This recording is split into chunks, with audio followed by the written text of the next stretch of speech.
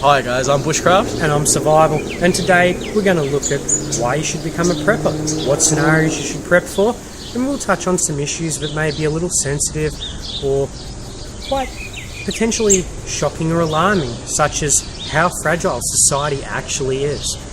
Yeah, absolutely.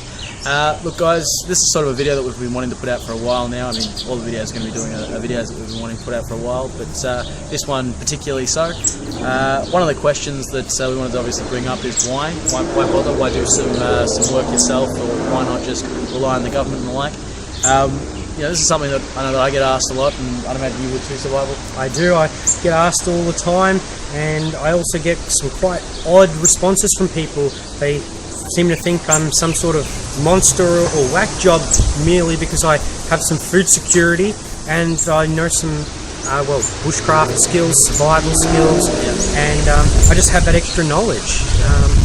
It's funny you say that. I mean, I remember back in the day, back when I was a little tacker, items like being a Boy Scout and the like, that was pretty normal, and they teach you how to do some knot tying, how to learn how to start a fire. Yeah, funny you mentioned that. I was a Cub Scout when I was young. And I guess it's part of just being brought up in that old school way on the farm with my grandparents. It just seems normal to have these skills, these abilities, and to enjoy life. Really, get out there and enjoy life. Yeah, absolutely.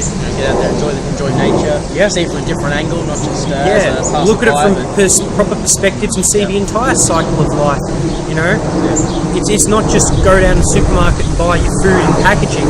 No, your food actually comes from a source, which is usually animal or a plant. Yeah, no, exactly right. So I suppose jumping back to the original question, why bother? It's that idea that we live in a fragile society. We live in a situation where, whilst right now you can jump down to the store and you can pick up your eggs or your chicken or your fresh fruit and vegetables and all that kind of jazz, or any of your processed things, your chocolate and the like, that may or may not be there.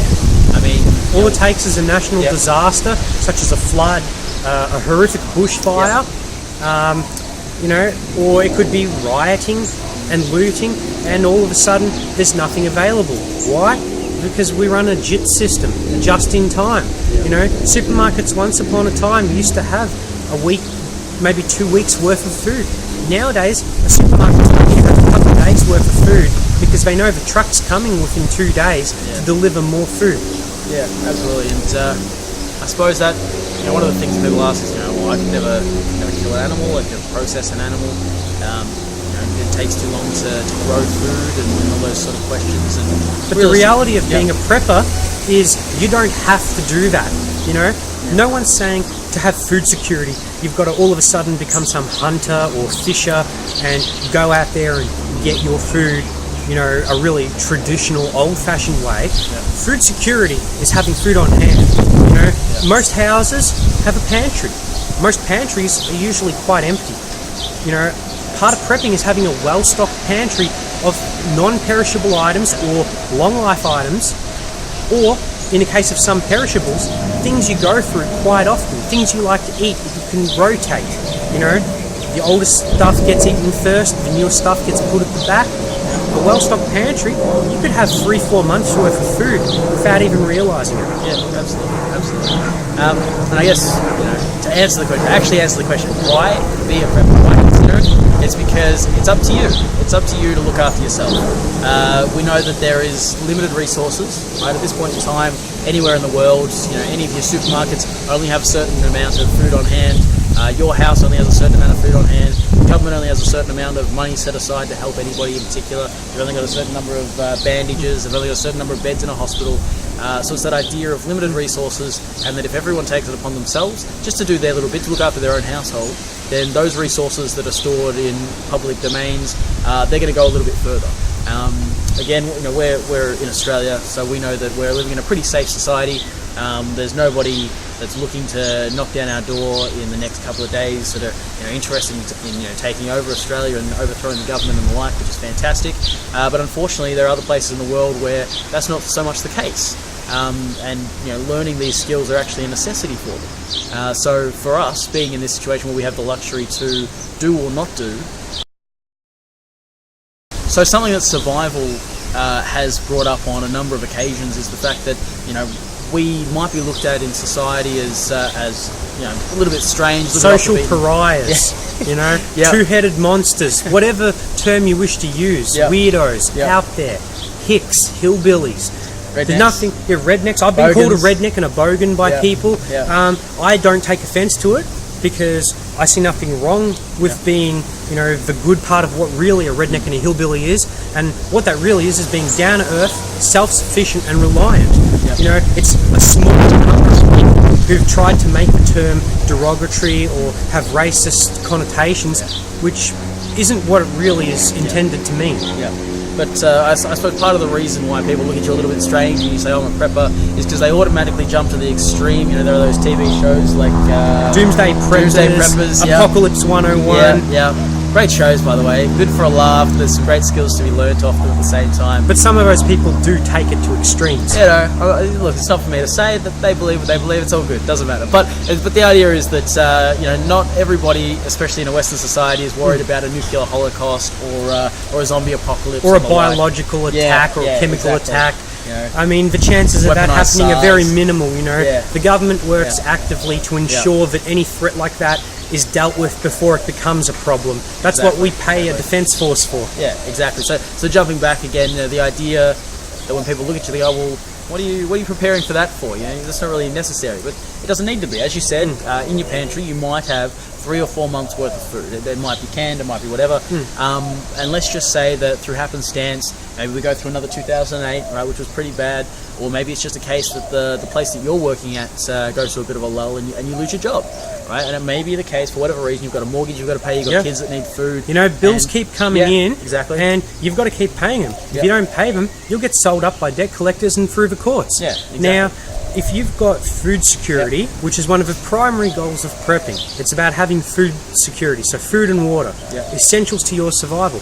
Now, if you lose your job but you've got that put aside, you can go into those stores that you have put aside, you can utilise those, so that whatever money you still have or have coming in, which could be, you know, as much as only 5% of what you were previously earning, you can put that to paying those bills or getting the few essentials, or should you need some emergency happen and you need medical attention, you can afford to pay for that without actually making your situation all that much worse.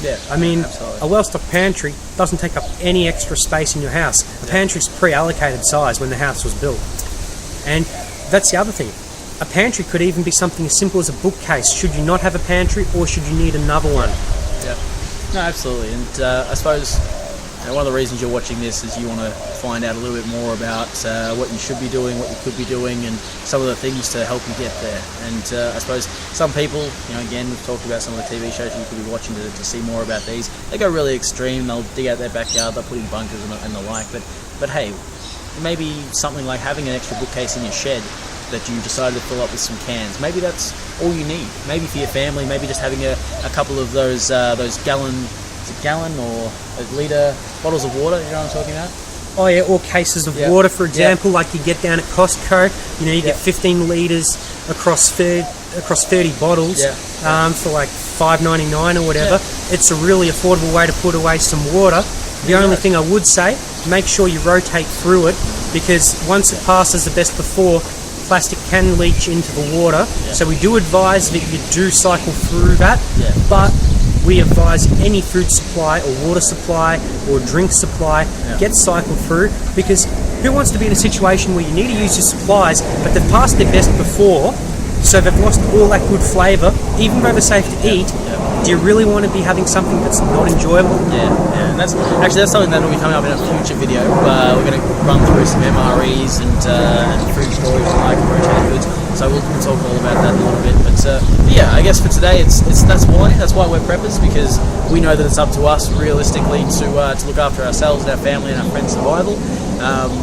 Why do we think that it's necessary? Well, because at the end of the day, as safe as we are right now, it could very well be the case that something is to happen, whether it be horribly horrific, like a nuclear bomb goes off in one of our major cities, to as small as us losing our jobs, or maybe as medium as another 2008, which is obviously always possible. And I guess to touch there, I think we should probably tell everyone exactly what happened in 2008, because it being a year, a lot happened that year, and Yeah. people who weren't in Australia mightn't have actually heard exactly what happened. So, bushcraft? Yeah, certainly. So obviously in 2008 there was the global financial crisis. So I'm not going to go into too much depth about it, but some of the guys on Wall Street were playing a little fast and loose with some of the different ways that they were monetizing debt, and from that everything sort of fell out of their hands. The chips were wiped off the table, and a lot of people lost a lot. It obviously started in the States, but given that the United States dollar is the backing for all other currencies in Australia, all other currencies in the world, it was something that rippled through. I know here in Australia, there were a lot of job losses. A A lot of companies about December 2008.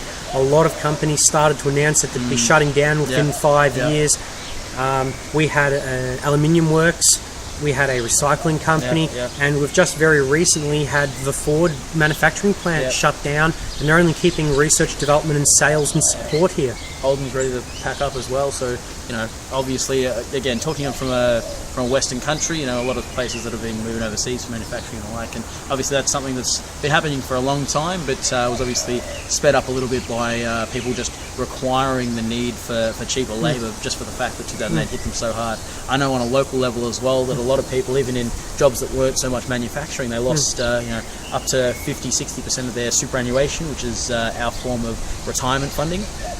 Similar to like a Roth or a 401k in 401k, America, where you put money aside to use for your retirement, instead of getting a pension. Yeah, exactly. So again, that's one of those things. It's an idea about looking after yourself, being financially secure. There are so many different ways, different things you should be doing.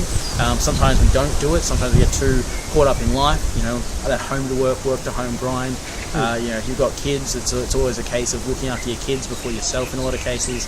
And so the more work you do now, when it's not required of you, the better off it'll be for you when, if it ever happens, that you're required to go through those steps. Because if you already had a store of food, and you already had a store of water, and you already had a store of some spare clothes, or maybe some extra tools, and you had the knowledge to light a fire, make a shelter, whatever it might be, depending on how bad it was, it wouldn't matter. It wouldn't matter what happened. You could be safe in the knowledge that you can do whatever is necessary. You can look after yourself, your friends, your family, and obviously help rebuild society if, for whatever reason, there's a role or something like that happens. You can go through that. Yeah, and as Bushcraft was just saying, in regards to helping people, I was always taught growing up that you're in no position to help anyone if you can't first help yourself.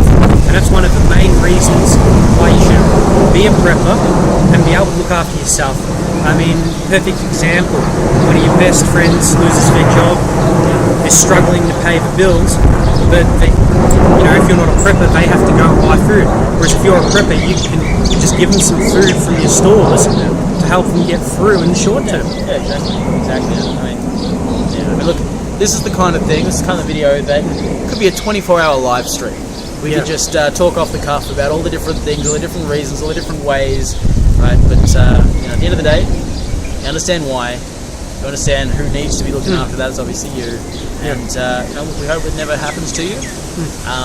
But if it does, you'll be so glad that you've watched this, and you'll be so glad that you've decided to put some time and effort and some finances away to look after yourself and your family. Yeah. The other thing I was going to say is, in relation to scenarios, because I get this asked all the time, what should I prepare for? Well, the honest answer I have to that is, whatever you feel you need to prepare for or want to prepare for.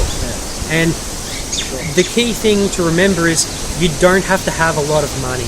If you spend an extra couple bucks, you buy an extra item of food each week to put away, or every couple weeks even, within a matter of a couple months, you'll be amazed how much you've actually put away. Yeah, absolutely. There's two interesting things I'll mention. Number one, the idea that you don't need a lot to do whatever it is you need to do.